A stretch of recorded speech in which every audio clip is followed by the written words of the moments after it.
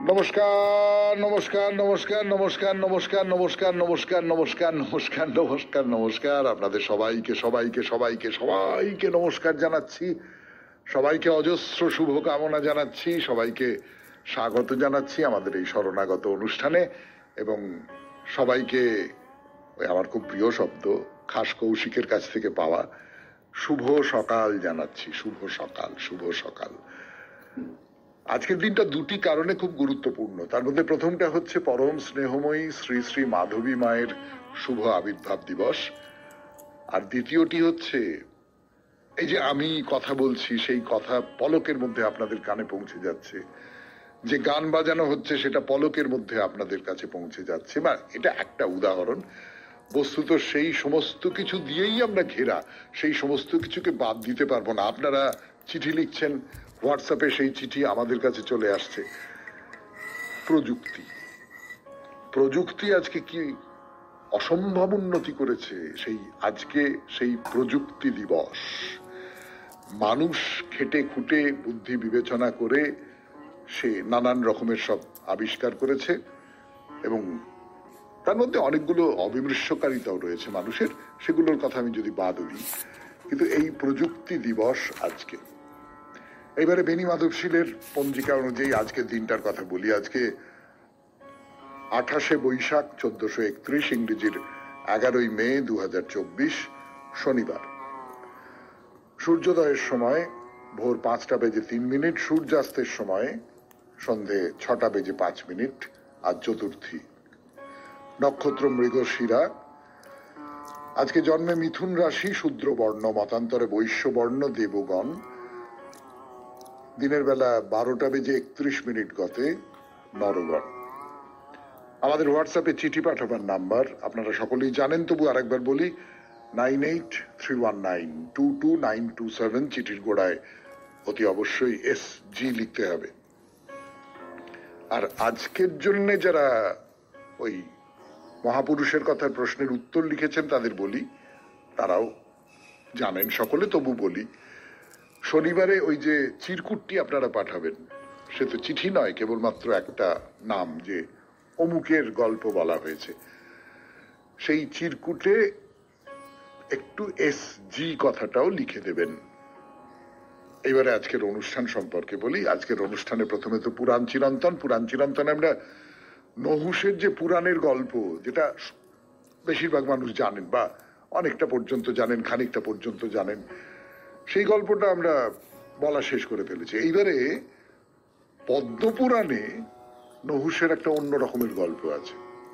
সেই গল্পটা বলছিলাম আপনাদের, যে ওই অশোক সুন্দরী তার রূপ দেখে হুন্ড বলে একজন দানবরাজ বিপ্রচিত্তির পুত্র, সে তাকে বিয়ে করতে চাইলো, অপহরণ করতে চাইলো। অশোক সুন্দরী তখন বললেন যে না, নহুষের সঙ্গে আমার বিয়ে হবে, এটা ঠিক হয়ে আছে, আমি তোমাকে অভিশাপ দিচ্ছি, ওই নহুষের হাতেই তোমার মৃত্যু হবে।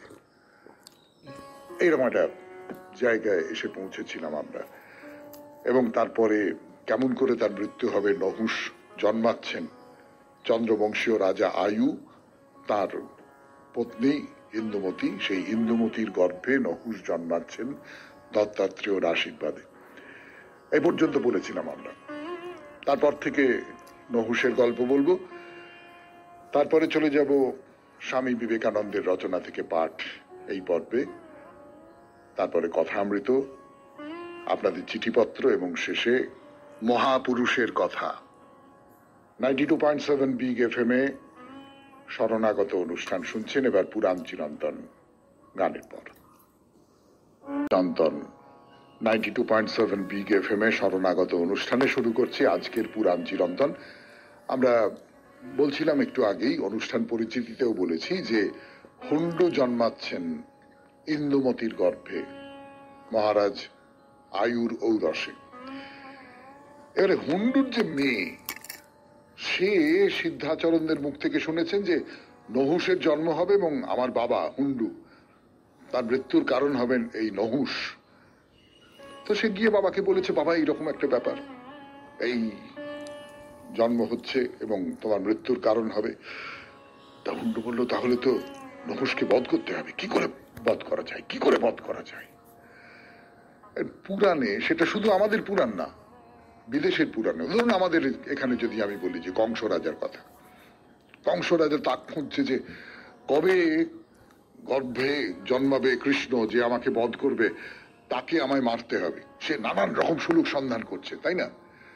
আমরা এরকম গ্রিক পুরাণেও পেয়েছি যে দৈবাদেশ এসেছে যে তোমার যে সন্তান হবে অমুকের গর্ভে, সেই সন্তান তোমাকে হত্যা করবে।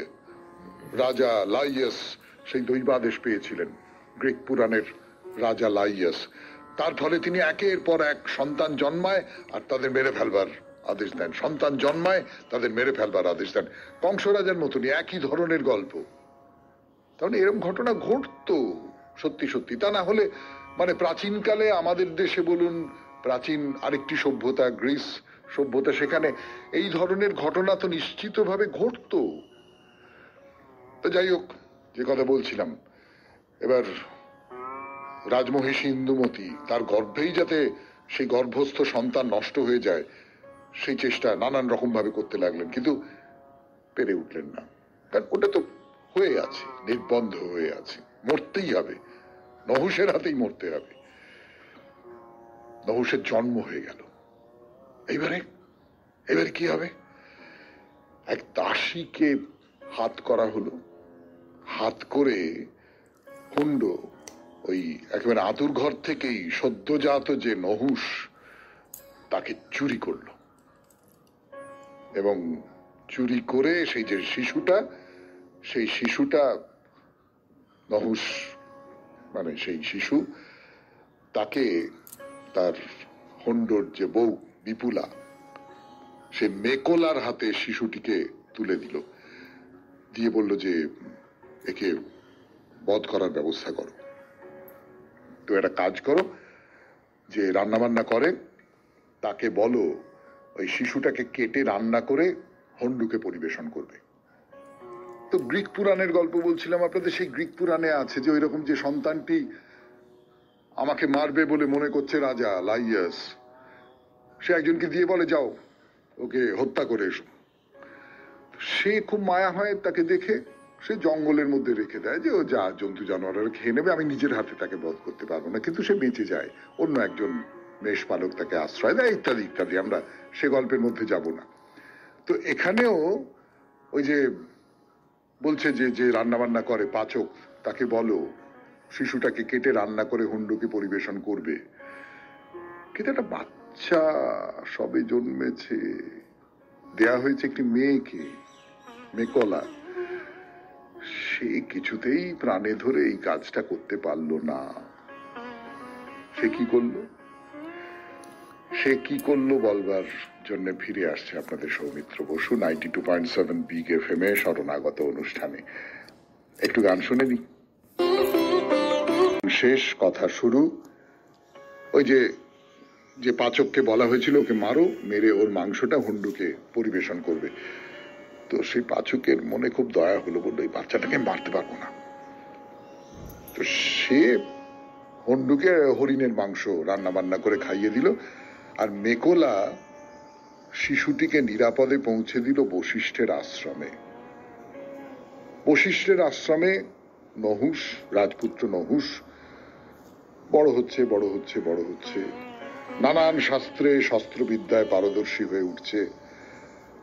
তাই দিন বশিষ্ঠদেব আদেশ করেছেন যে যাও জঙ্গল থেকে ফলমূল এই সমস্ত সংগ্রহ করে নিয়ে এসো।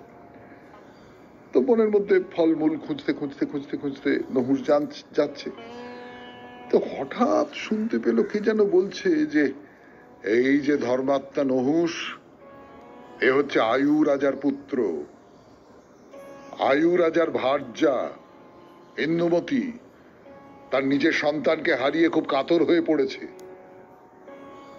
অশোক সুন্দরী এর জন্যই কঠোর তপস্যায় রত।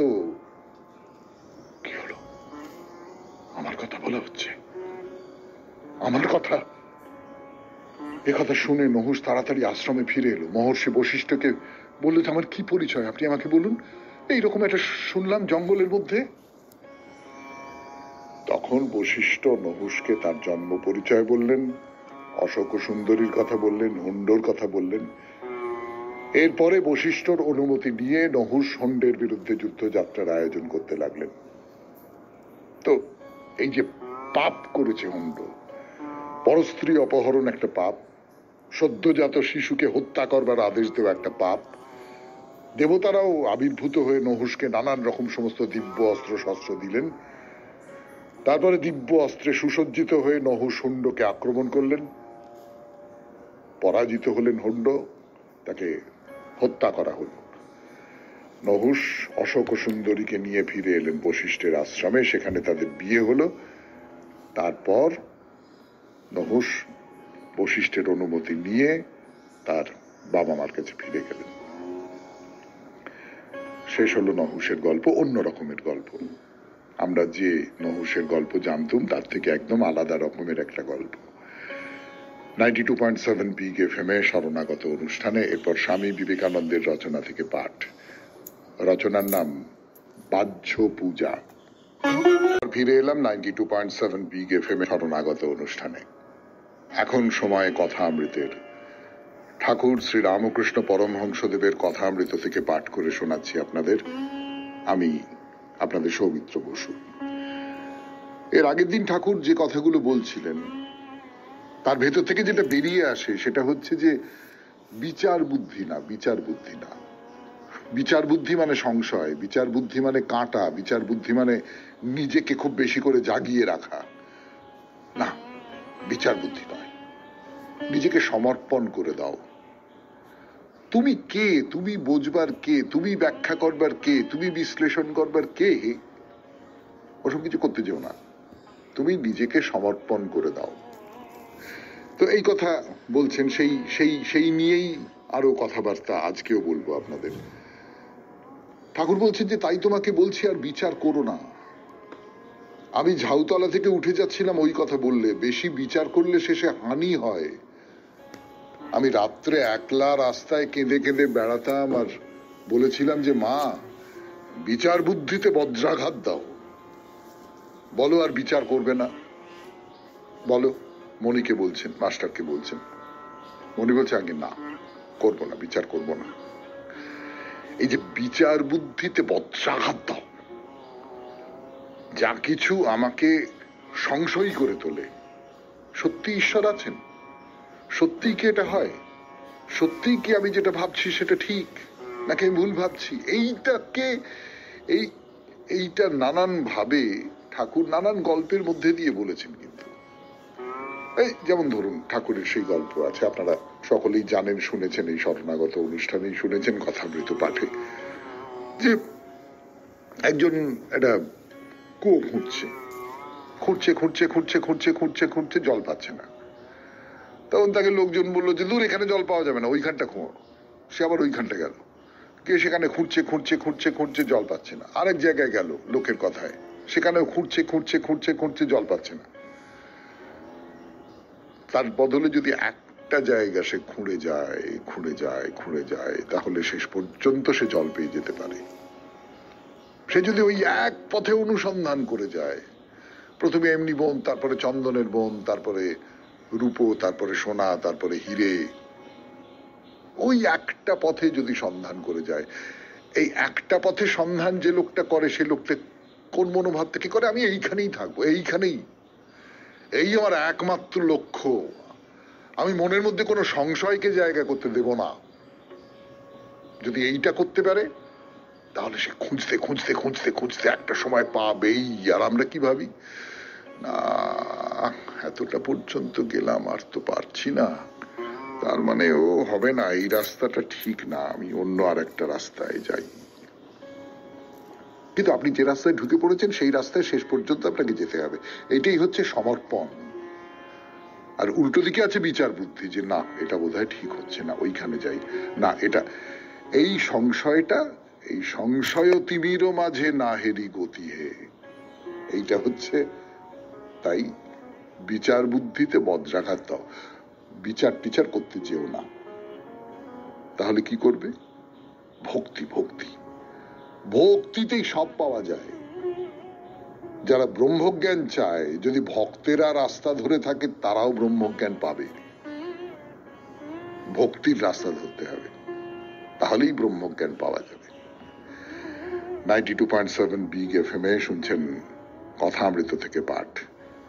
ফিরে আসছি গানের পর। আমি আপনাদের সৌমিত্র বসু।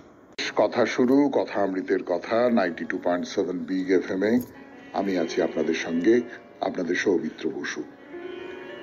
ঠাকুর কি বলছেন? বলছেন যে তার দয়া থাকলে কি জ্ঞানের অভাব থাকে? এই দয়াটা কি করে হয়? দয়াটা হয় শরণাগত হলে। যে লোকটা আপনাকে বুঝতে চাইছে, আপনার সঙ্গে তর্ক করছে, যে লোকটা তার নিজের মতামত প্রকাশ করছে, যে লোকটা সংশয় প্রকাশ করছে, আপনার কি তার প্রতি দয়া হবে? হবে না তো। আপনি তাকে বন্ধু বলে মনে করতে পারেন, আপনি তাকে, তার সঙ্গে একটা সহজ আদান প্রদানের সম্পর্ক তৈরি হতে পারে, সব হতে পারে। দয়া, আমি তো হৃদয়ে তার দয়া চাই, সে দয়াটা তো হবে না। এই যে একজন একজন একজন মানুষ যে আমার সঙ্গে তর্ক করতে পারে, তার প্রতি আমার দয়া হতে পারে না। কিন্তু যদি দয়া হয়, তার দয়া হয় যদি, সেই যে শক্তি, সেই শক্তির দয়া হয় যদি, তাহলে জ্ঞানের অভাব থাকে না। জ্ঞানের অভাব থাকে না মানে যে আমার শরণাগত, আমি তো তাকে সমস্তটা দেব, আমি তো তাকে ভরিয়ে দেব। যখনই জ্ঞানের অভাব হবে তখনই নতুন, ঠাকুর কি চমৎকার একটা উপমা ব্যবহার করছেন, বলতেও খুব মজা লাগে, ভালো লাগে। ও দেশে ধান মাপে যেই রাস ফুরোয় উনি একজন রাস ঠেলে দেয়, মা জ্ঞানের রাস ঠেলে দেন। তার কাছে তো সমস্ত জ্ঞান একেবারে তার হাতের মুঠোর মধ্যে রয়েছে। যখনই দেখেন জ্ঞান জ্ঞান দিয়ে থই পাওয়া যাচ্ছে না, তখনই তিনি জ্ঞান জুগিয়ে যান। তাকে লাভ করলে পণ্ডিতদের খড়কুটো বলে মনে হয়। পদ্মলোচন বলেছিল যে তোমার সঙ্গে কৈবর্তের বাড়িতে সভায় যাব, তার আর কি, তোমার সঙ্গে হাড়ির বাড়ি গিয়ে খেতে পারি। এই যে বিচার বুদ্ধিহীন সমর্পণ। তুমি যেখানে নিয়ে যাবে সেখানে যাব, তুমি যা করতে বলবে করবো, এইটাই হলো সমর্পণ। এবং ভক্তির দ্বারাই সবকিছু পাওয়া যায়। ঠাকুর বলছেন যে তাকে লাভ করলে পণ্ডিতদের তো, পাণ্ডিত্য কি, সমস্ত জ্ঞানের আধার তো তিনি, সেই ঈশ্বর। তাকে যদি পাই সমস্ত জ্ঞান তো আমি উত্তরাধিকার সূত্রে লাভ করলাম। তো পণ্ডিতরা কি আমার কাছে?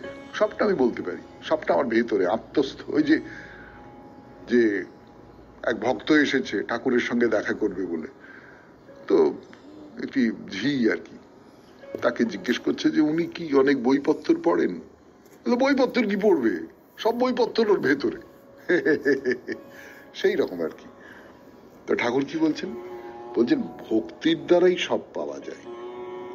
তাকে ভালোবাসতে পারলে আর কোনো কিছুরই অভাব থাকে না বলে একটা গল্প বলছেন। কি গল্প বলবার জন্য ফিরে আসছে আপনাদের সৌমিত্র বসু 92.7 বিগ এফএম এ শরণাগত অনুষ্ঠানে। একটু গান শুনে নি।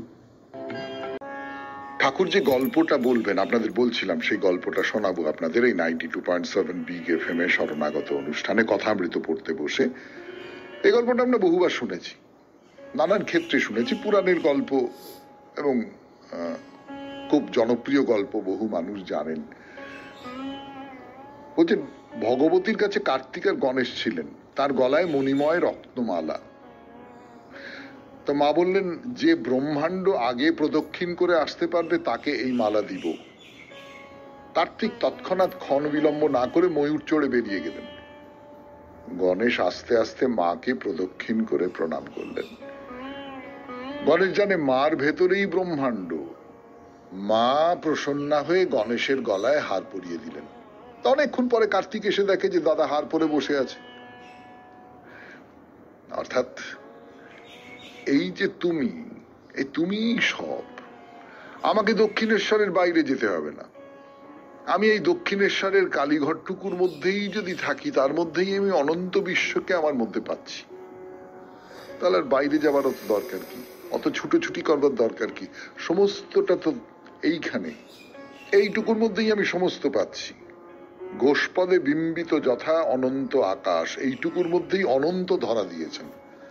ব্যাস, তাতেই হবে। আমি মাকে কেঁদে কেঁদে বলেছিলাম, মা বেদ বেদান্ত কি আছে আমাকে জানিয়ে দাও, পুরাণতন্ত্রে কি আছে আমাকে জানিয়ে দাও। তিনি একে একে এসে আমার সব জানিয়ে দিয়েছেন। তিনি আমাকে সব জানিয়ে দিয়েছেন, সব দেখিয়ে দিয়েছেন। আমি যদি ভেতরে ভেতরে সত্যি আমার ভক্তি জেগে উঠতে পারে, তাহলে সেই ভক্তি আমাকে সব জানিয়ে দেয়। একদিন দেখলাম চতুর্দিকে শিব আর শক্তি, শিব ও শক্তির রমণ। মানুষ, জীবজন্তু, তরুলতা সকলের ভিতরেই সেই শিব আর শক্তি, পুরুষ আর প্রকৃতি, এদের রমণ। আজকে থাক, এই নিয়ে কথা বলবো আবার এর পরের দিন, অর্থাৎ সোমবার 92.7 বিগ এফএম এ শরণাগত অনুষ্ঠানে। আপাতত গান, গানের পর চিঠিপত্র। ফিরে এলাম 92.7 বিগ এফএম এ শরণাগত অনুষ্ঠানে। এইবার আপনাদের চিঠি। আজকের চিঠিটি লিখেছেন আশিস রায়, যোধপুর পার্ক, কলকাতা 68 থেকে, এবং চিঠিতে তিনি জানিয়েছেন যে আমার বয়স এখন 85-র বেশি। আশিস বাবু, আমার প্রণাম নেবেন। আপনার চিঠি পড়ি এবার। মাননীয় সৌমিত্র বাবু, আপনি আমার নমস্কার নেবেন। শরণাগত পরিবারের সব বন্ধুদের জানাই ভালোবাসা। আমি একজন এভারগ্রিন ইয়াং ম্যান। হা হা, বাহ, খুব ভালো, খুব ভালো, খুব ভালো। এভারগ্রিন কথাটা খুব চারপাশটা সবুজ করে দিল।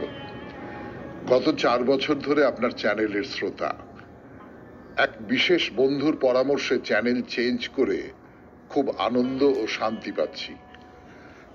সম্প্রতি চড়ক পুজো নিয়ে বন্ধুদের অভিজ্ঞতা শুনে ছোটবেলার একই রকম আনন্দের কথা খুব মনে পড়ল। আপনি নতুন নতুন অভিজ্ঞতা নিয়ে লিখতে বলেন, খুব ভালো লাগে। তবে আমার একটা নিবেদন আছে আপনার কাছে। এইসব লেখার পর সবাই আশা করে যে আরো বেশি করে চিঠি পড়া হোক, যাতে আরো কিছু লেখকের চিঠি পড়া হয়। কিন্তু দুটো চিঠির মাঝখানে কখনো কখনো 3টে বা এমনকি 4টে গানও শোনা যায়। এর ফলে চিঠি পড়ার সময় অনেক কমে যায়। যদি সম্ভব হয় তাহলে প্রতি দুটো চিঠির মাঝে একটি করে গান বাজালে আরো বেশি চিঠি পড়লে বেশি লেখকরা চান্স পেতে পারেন। একটু ভেবে দেখবেন। আপনার অসাধারণ বাগ্মিতা আমরা আরো বেশি করে শুনতে চাই। আমার বয়স এখন 85-র বেশি। আশিস রায়, যোধপুর পার্ক, কলকাতা 68। আসলে কতটা কথা কতটা গান তার একটা মোটামুটি মাপ তো নিশ্চয়ই আছে অনুষ্ঠানে, কিন্তু সেটা আমি নির্ধারণ করে দিই না। মানে দুটো কথার মাঝখানে কটা গান বাজবে সেটা আমি ঠিক করি না, সেটা আরেকজনরা ঠিক করে দেন। আমাকে সেইটা মেনে চলতে হয়। এটা হলো 1 নম্বর কথা। আর 2 নম্বর কথা, যেটা কথার চেয়ে গান অনেক ভালো, শুনতে অনেক বেশি ভালো লাগে, তাই না? আপনি কথা বাড়াতে বলছেন, সেটা আমার মনে হয় না সকলের খুব পছন্দ হবে। যাই হোক, নিশ্চয়ই আপনার এই প্রস্তাব আমি বলবো, নিশ্চয়ই আমার কর্তা ব্যক্তিদের কাছে পেশ করব। চিঠিপত্র শেষ হলো। এইবার তাহলে মহাপুরুষের কথা, গানের পর 92.7 বিগ এফএম এ শরণাগত অনুষ্ঠানে। 92.7 বিগ এফএম এ শরণাগত অনুষ্ঠানে। এইবার তাহলে মহাপুরুষের কথার রেজাল্ট।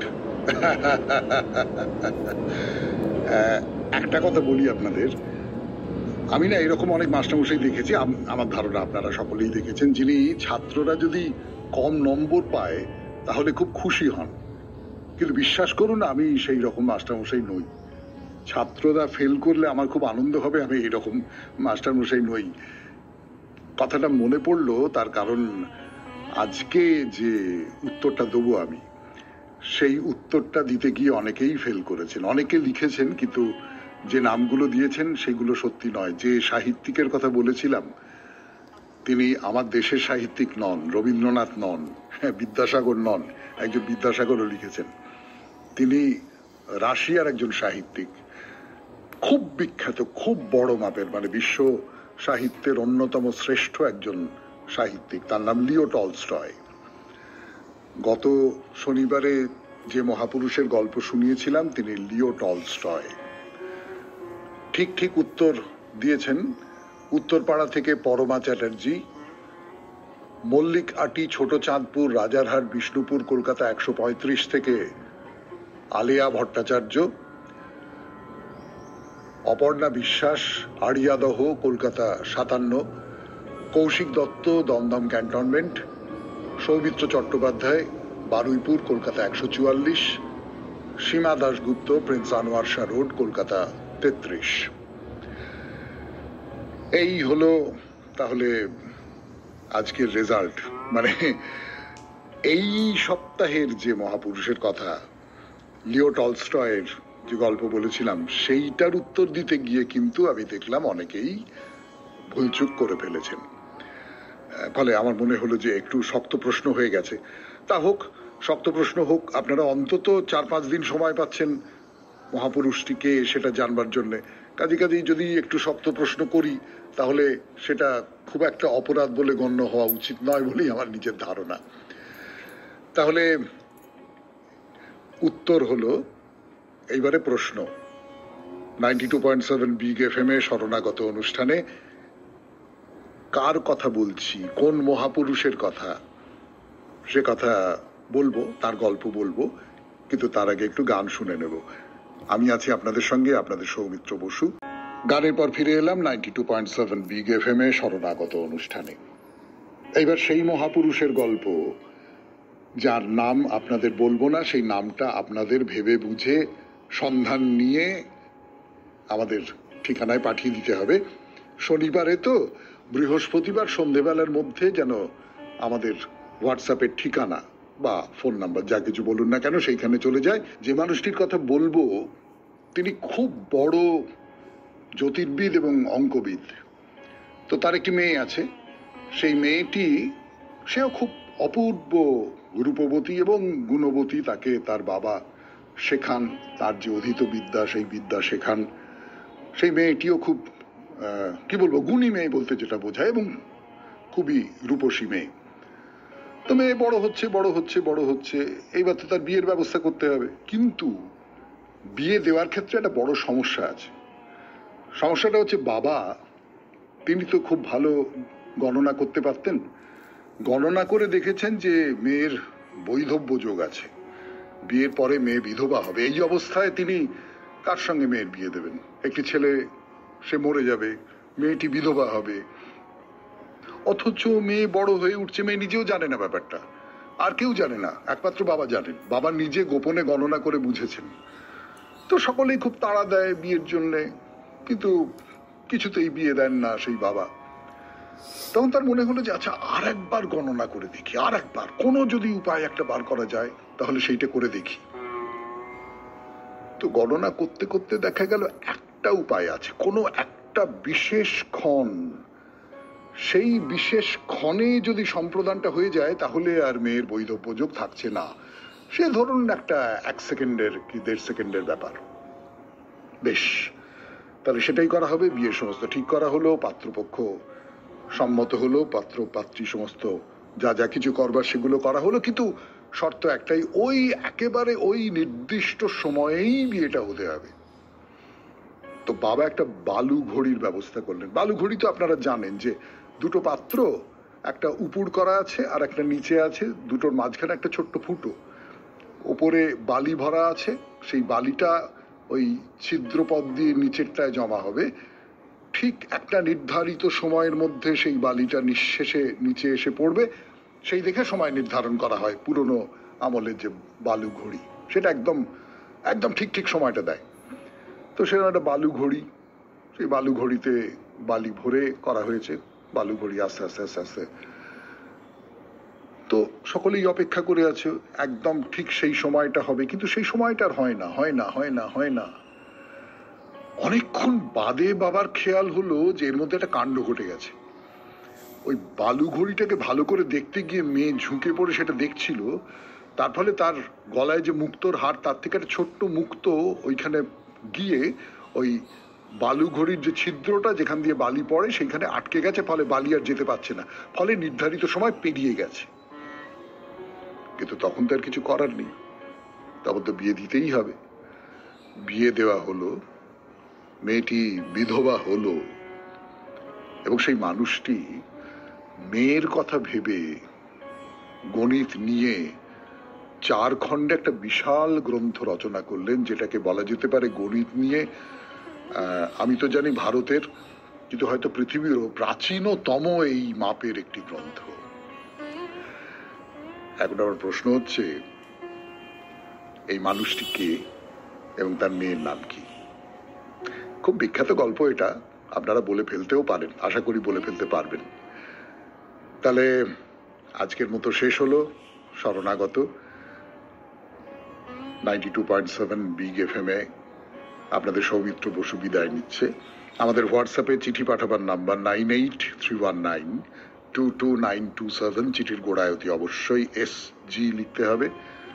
শনিবারে মহাপুরুষের কথার উত্তর দিতে গেলে আপনাকে SGর পাশাপাশি লিখতে হবে মহাপুরুষের কথা।